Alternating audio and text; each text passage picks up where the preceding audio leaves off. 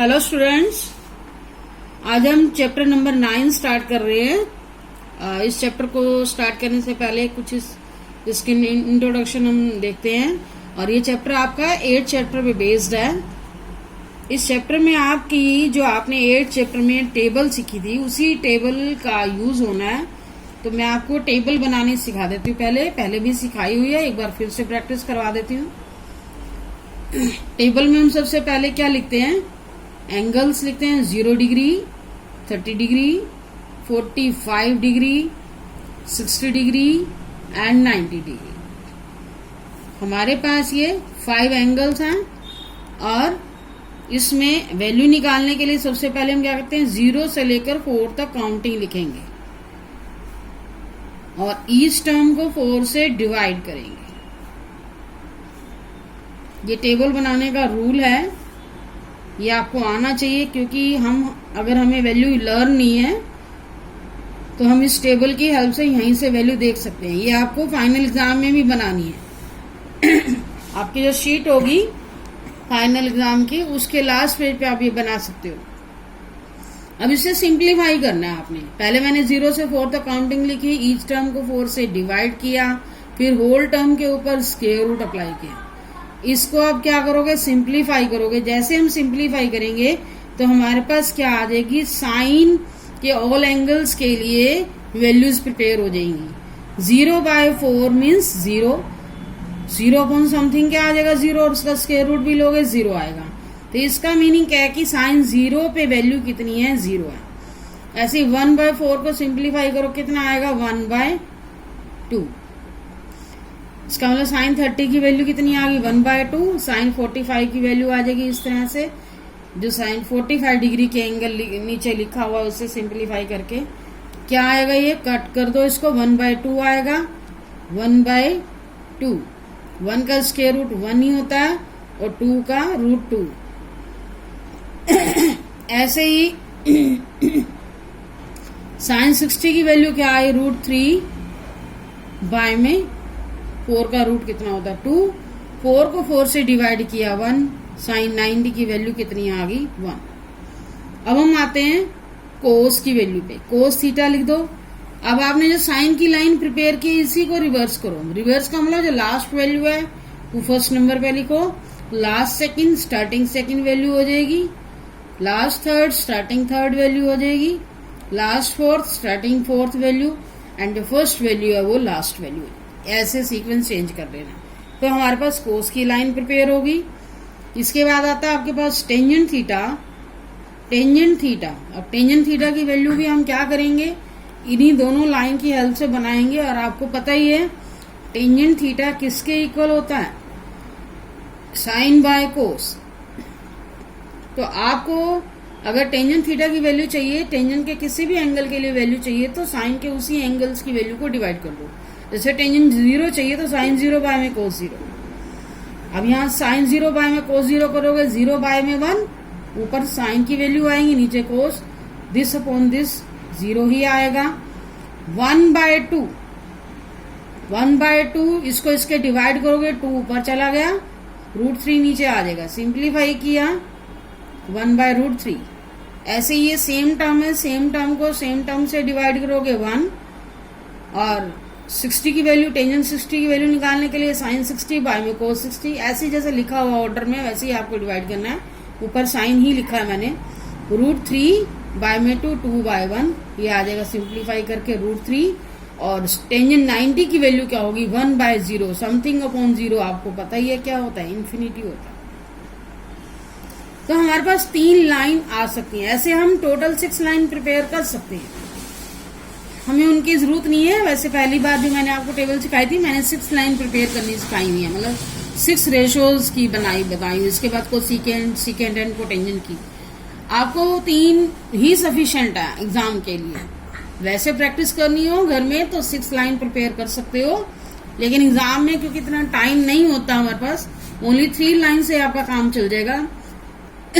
बाकी की लाइन्स आपको पता ही है कि मुझे जो रूल है आपका, पंडित बद्री प्रसाद हर हर बोले, इस रूल को देख के हम सारी लाइन प्रिपेयर कर सकते हैं, sine theta, cos theta, tangent theta, cosecant theta, second theta and cotangent theta. अब आपको कोसेकेंट थीटा की वैल्यू चाहिए, तो जो साइन की जिस एंगल की वैल्यू है, मान लो कोसेकेंट 30 चाहते हो, तो क्या करोगे, 1/sin 30। कोसेकेंट 30 की वैल्यू के लिए 1/sin 30, क्योंकि कोसेकेंट थीटा क्या होता है, 1/sin थीटा होता है। ऐसे ही सेकेंड थीटा क्या होता है, 1/cos थीटा। तो sin 30 की वैल्यू कितनी है मेरे पास, 1/2। 1/2 क्या आ गया, 2। तो आप डायरेक्ट ही कर सकते हो। मान लो कोसेकेंट 30 की वैल्यू चाहिए, आपको पता है कोसेकेंट और साइन का रिवर्स रिलेशन है, वैल्यू को उल्टा कर दो। कोसेकेंट 45 की वैल्यू चाहिए, इसको उल्टा कर दो, √2 आ जाएगा। कोसेकेंट 60 की वैल्यू चाहिए, 2/√3। कोसेकेंट 90 की चाहिए, 1 का उल्टा तो 1 ही होता है। बस ऐसे डायरेक्ट कर सकते हो। ऐसे ही सेकेंड की आपको वैल्यू चाहिए, सेकेंड 90 की वैल्यू चाहिए। सेकेंड 90 की वैल्यू क्या करोगे, 1/cos 90। cos 90 की वैल्यू कितनी है, 0। अब ये चीज में आप बाकी वैल्यू तो आप डायरेक्ट उल्टी कर दोगे, इसको कैसे उल्टा करना है, अब देखो 0/1 इसकी वैल्यू क्या है, 0 है, cos 90। 1/0 आ जाएगा ना, और आपको पता है समथिंग अपॉन 0 क्या हो जाएगा, इन्फिनिटी। ये ध्यान रखना, जब आप कोसेकेंट 90 की वैल्यू निकालोगे, सेकेंड 90 की वैल्यू निकालोगे, तो डिनोमिनेटर में 0 आ रहा है। जब भी डिनोमिनेटर में 0 आए तो वो इन्फिनिटी होता है, 0 नहीं होता। 0 ऊपर चली जाए तो वो होता है 0। ऐसे ही आप कोट की किसी एंगल की वैल्यू निकालना चाहते हैं, कोट 90 की वैल्यू भी ऐसे निकाल लेते हैं। कोट 90 क्या होगा, 1/टेंजेंट 90, और टेंजेंट 90 की वैल्यू कितनी है, इन्फिनिटी, 1/इन्फिनिटी। और आपको पता है इन्फिनिटी कैसे बना, 1/इन्फिनिटी। इन्फिनिटी कैसे बना था, 1/0 से, समथिंग बाय 0 से। तो ये उल्टा करके क्या आएगा, 0/1 0। तो ये ध्यान रखना है कि जो इन्फिनिटी का उल्टा करोगे 0 आएगा। इन्फिनिटी का उल्टा करोगे, इन्फिनिटी जब ऊपर चली जाएगी तो आपका क्या करोगे, 1/इन्फिनिटी का मतलब 1/0। कोई भी इन्फिनिटी का मतलब 1/0 नहीं, समथिंग कोई भी वैल्यू हो, 2/0, 3/0, 100/0, डिनोमिनेटर में 0 आ जाए, न्यूमिनेटर में कुछ भी हो, वैल्यू क्या हो जाती है, इन्फिनिटी हो जाती है। अब आपने यहाँ कोट 90 की वैल्यू निकालनी है, तो इस तरह से ध्यान रखना कि मैंने आपको प्रूफ बता दिया है कि इन्फिनिटी का उल्टा करना पड़े। कोट 90 की वैल्यू देखोगे, टेंजेंट 90 का उल्टा करोगे ना, तो इन्फिनिटी का जब उल्टा करना पड़ेगा 0 आएगा, ये ध्यान रखना बस। और 0 का उल्टा करोगे इन्फिनिटी, इन्फिनिटी का उल्टा करोगे 0। तो हमारे पास ये आज की एक्सरसाइज के लिए जो 9 चैप्टर है उसके लिए बेस प्रिपेयर हो चुका है। ये हम पहले सारा कुछ आपको पता था, फिर भी मैंने आपको रिवाइज करा दिया। अब हम एक्सरसाइज पे आते हैं। एक्सरसाइज के फर्स्ट क्वेश्चन पे आते हैं।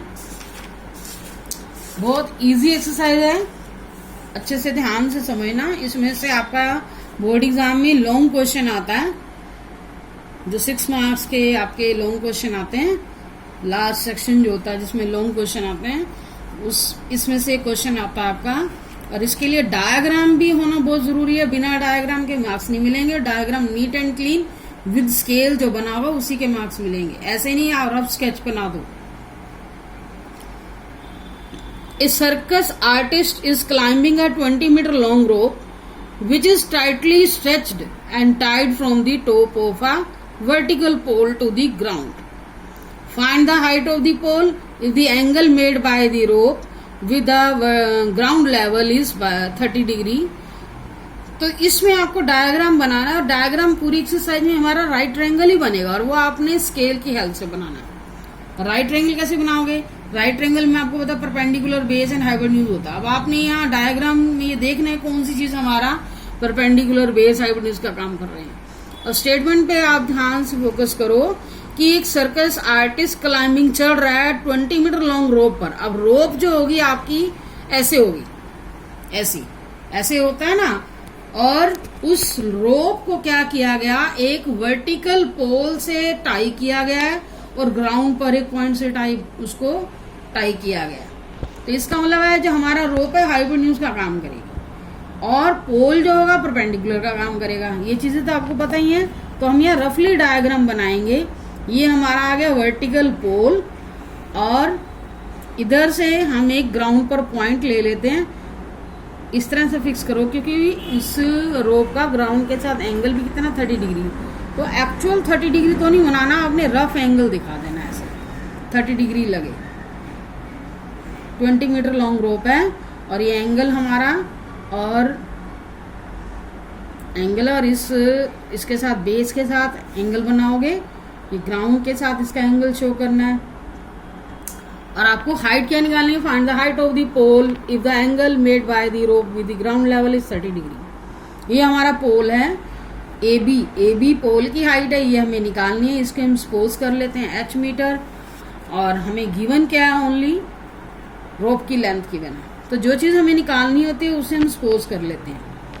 Let height of pole h metre.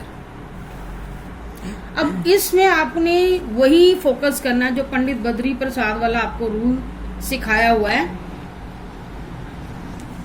ये मैंने यहाँ लिखा हुआ था, आप अपनी आंसर शीट पे कहीं पर लिख सकते हो। एक बार लिखो, हर पेज पे एक बार लिखा करो। जब भी आप फेयर कॉपी पे कर रहे हो फिर तो आपको लिखने की जरूरत ही नहीं पड़ेगी, इतनी प्रैक्टिस हो जाती है।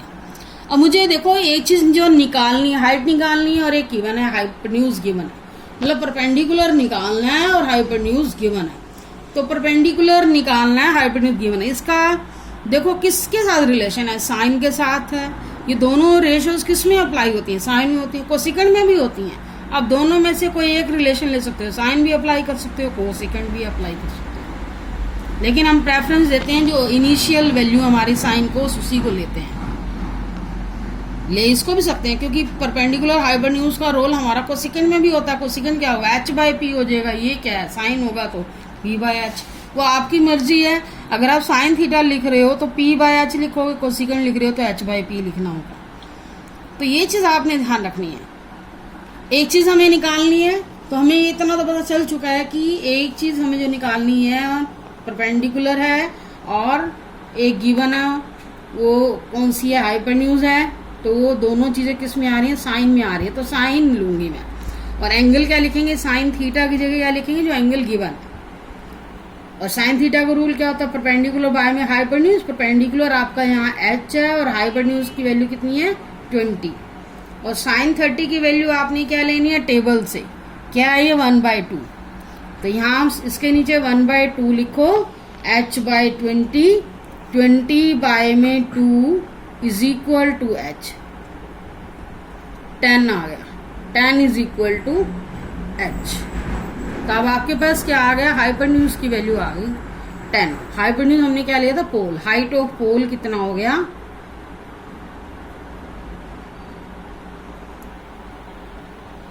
10 मीटर। कितना सिंपल क्वेश्चन है। नेक्स्ट क्वेश्चन पे आते हैं। इसी तरह से आपने नीट एंड क्लीन डायग्राम बनाना है। डायग्राम आप पेन से बनाओ लेकिन आपने स्केल यूज करके बनाना है। ये आपका परपेंडिकुलर है ना, ये बिल्कुल सीधा होना चाहिए। कई बच्चे क्या करते हैं, टेढ़ा सा ऐसे बना देंगे परपेंडिकुलर, जैसे मैं आपको बता रही, ऐसे रफली सा परपेंडिकुलर बना देंगे। ऐसा नहीं होना चाहिए। परपेंडिकुलर का मतलब बिल्कुल वर्टिकल, नहीं तो डायग्राम देखते ही क्वेश्चन गलत हो जाएगा, डायग्राम अगर आपका रोंग है। नेक्स्ट क्वेश्चन पे आते हैं। Second question, a tree breaks due to storm and the broken part bends so that the top of the tree touches the ground, making an angle of 30 degree with it. The distance between the foot of the tree to the top where the top touches the ground is 8 meter. Find the height of the tree. अब देखो, आपको अगर first time में statement clear नहीं आ रही तो दोबारा से पढ़ो। जब तक स्टेटमेंट क्लियर नहीं होती क्वेश्चन का डायग्राम नहीं बनेगा, ना ही आपको क्वेश्चन करना है। तो ये चीज ध्यान रखनी है, डायग्राम भी आप खुद बनाना है। ट्री क्या हो गया, ब्रेक हो गया स्टॉर्म की वजह से, आंधी तूफान आया उसकी वजह से ट्री टूट गया है और इस तरह से बेंड हो गया है कि टॉप ऑफ द ट्री, जो ट्री का टॉप है वो ग्राउंड को टच कर रहा है और वो ग्राउंड के साथ जैसे टच हुआ वो कितने डिग्री का एंगल बना रहा, 30 डिग्री का। देखो मैंने यहाँ तक स्टेटमेंट पढ़ी है तो यहीं तक मैं आपको बता रही हूँ कैसे होगा। सबसे पहले पूरे ट्री की आप लेंथ ले लो, ठीक है। मान लेते हैं ये ट्री का ये वाला टॉप वाला हिस्सा जो है ये ब्रोकन हुआ है, और जैसे ही ब्रोकन हुआ वो ग्राउंड पर आके टूट के लटक गया है हिस्सा। जैसे ही आप नॉर्मली देखते ही हो, इसको ऐसे करोगे। पहले मैंने पूरा ट्री दिखाया, अब इसका कोई यूज नहीं होना, ये चीज हमारी यहाँ आ गई है। और जो टॉप है वो ग्राउंड के साथ आके नीचे टच हो रहा है, और कितने डिग्री का एंगल बना रहा है? 30 डिग्री का एंगल बना रहा है। Top of the tree touches the ground with 30 degree. तो यहाँ पर हमने 30 डिग्री का एंगल बेस के साथ लेना होगा।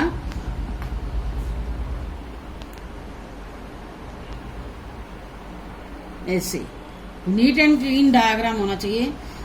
The distance between the foot of the tree to the point where the top touches the ground.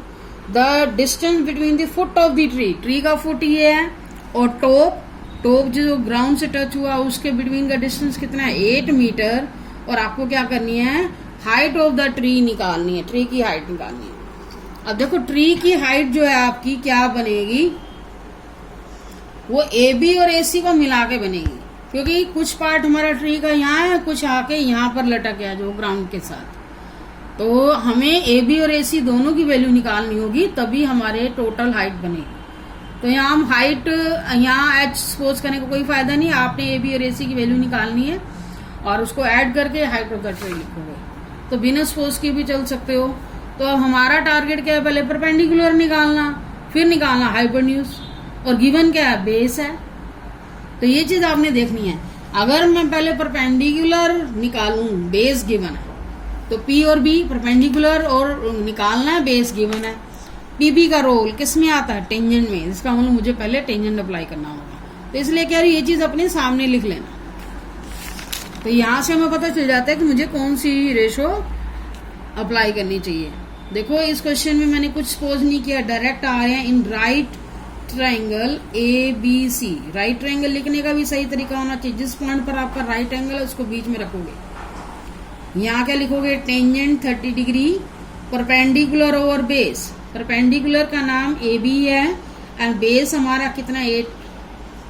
और टेंजेंट 30 की वैल्यू आप टेबल से देखोगे क्या है? 1/√3। यहाँ इसके नीचे इसकी वैल्यू लिखो, ए बी बाय में 8। अब आपने क्या करना है? ए बी की वैल्यू निकालने के लिए 8 को यहाँ लेफ्ट साइड में लाओ, क्या आ गया? √3 आ गया। ए बी की वैल्यू आ गई, इसको हम नंबर 1 दे देते हैं। अभी मेरे पास ए बी की वैल्यू आई है, अब हमें ए सी की वैल्यू निकालनी है, तभी हमारी हाइट बनेगी ट्री की। अब इसकी वैल्यू निकालने के लिए दोबारा से लिखोगे, again in right triangle A B C. अब क्या आएगा? फिर से हमारे पास अब हमें हाइपोटेन्यूज निकालना। बेस पता है, हाइपोटेन्यूज और बेस, बेस और हाइपोटेन्यूज किस में आते हैं? कोस में आते हैं। सेकंड भी ले सकते हो, लेकिन आप कोशिश ये करो, सेकंड लोगे तो h/b लिखना होगा। ये ध्यान रखना, कोस लिख रहे हो तो कोस के हिसाब से रूल लिखो, आंसर दोनों से ठीक आएगा, कोई दिक्कत नहीं है। अब मैं कोस थीटा लूंगी, कोस थीटा, थीटा की जगह आपने एंगल वही लिखना होगा जो आपका चल रहा है। बस ये ध्यान रखना, बेस बाय में हाइपोटेन्यूज। कोस थीटा का रूल बेस, बेस की वैल्यू जो है कितनी है? 8। हाइपोटेन्यूज कितना है हमारा? AC। और कोस 30 की वैल्यू इधर से आप लिखो क्या है? √3/2। √3/2 8 बाय में AC। अब आपने AC की वैल्यू निकालनी है, सिंप्लीफाई करो। AC को ऊपर होना चाहिए ना, तभी वैल्यू आएगी। AC हमारे पास √3 को मल्टीप्लाई करो इधर से, √3 into AC is equal to, cross multiply किया, 8 इंटू 2 16 हो गया।